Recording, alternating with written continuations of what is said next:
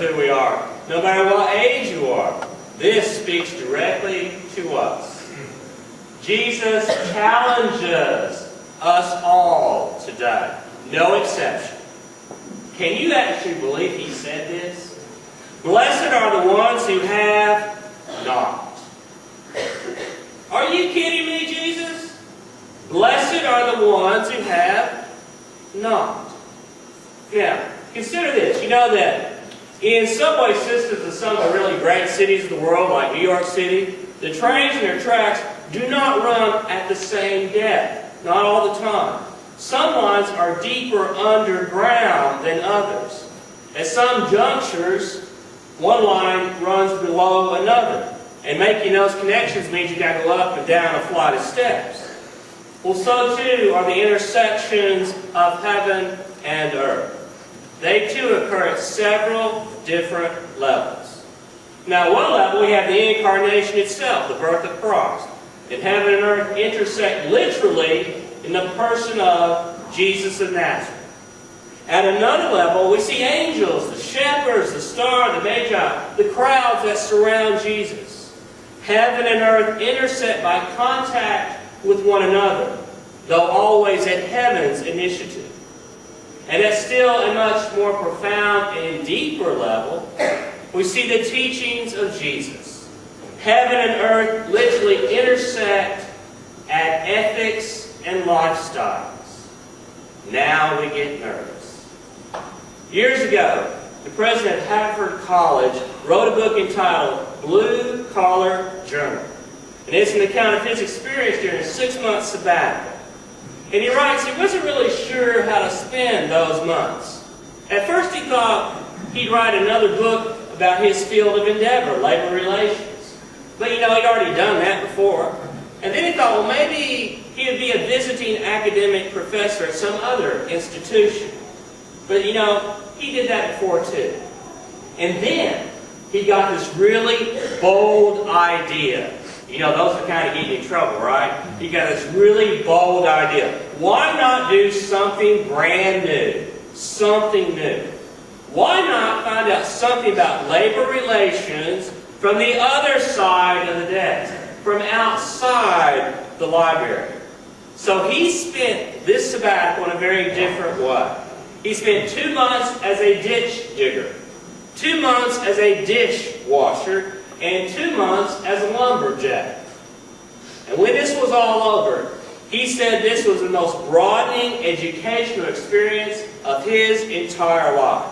He had learned more about labor relations from being in a ditch, holding a dishpan, and being in a lumber camp than he had in all of his years of study with all the books he had read.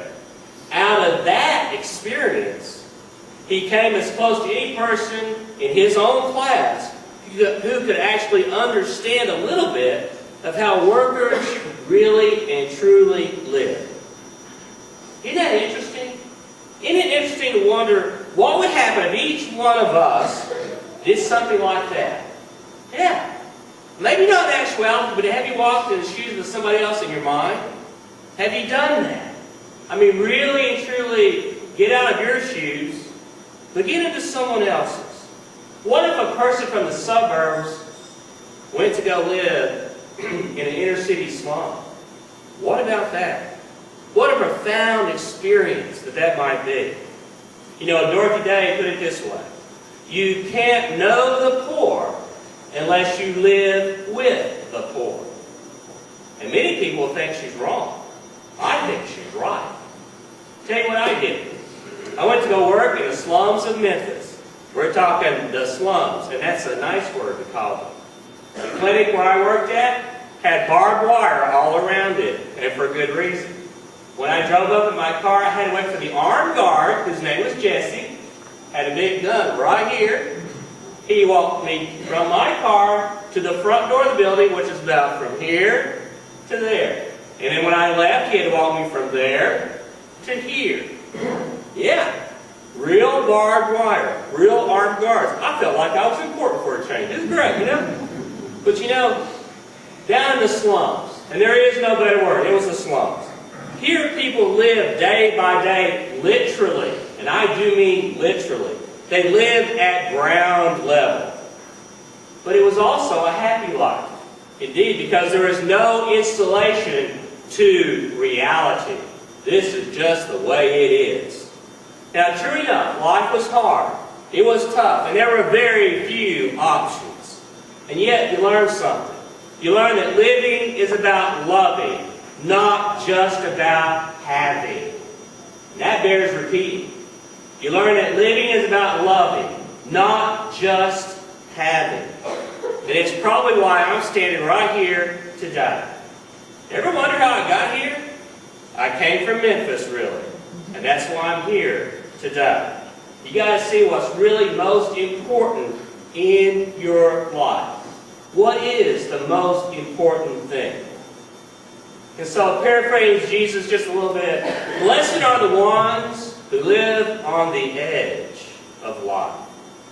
Now, paradoxically, there's also a blessing in poverty, believe it or not.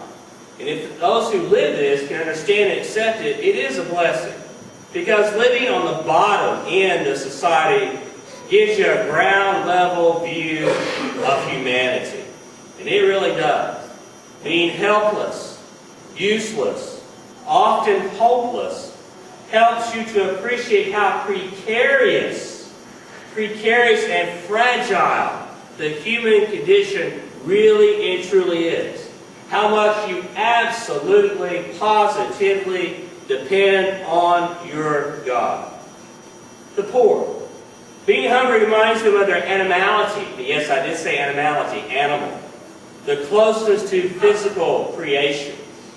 Being sad speaks of how fleeting happiness really is. Mourning, real gut-wrenching mourning, prepares them for their own death.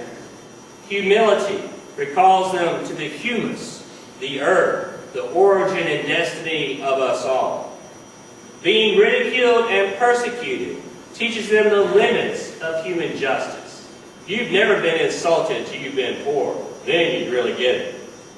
All of the experiences of life on the margins are very formative lessons for being truly a human being. And they are hard lessons, but they can lead to real human fulfillment. Now, to be honest, we may be deprived of these bare blessings. And to be honest, we may be quite happy that we're not quite so blessed in this way. But we've got to remember something. We also have to understand that we are lessened by this. The exact distance that we live from basic human experience is the exact distance we are from total human fulfillment. And that is blessedness. Do you feel cold right now? No. Oh, I do. It's freezing this morning. I remember in Chicago I had to visit a Vietnamese family, and extremely poor. They treated me like a king.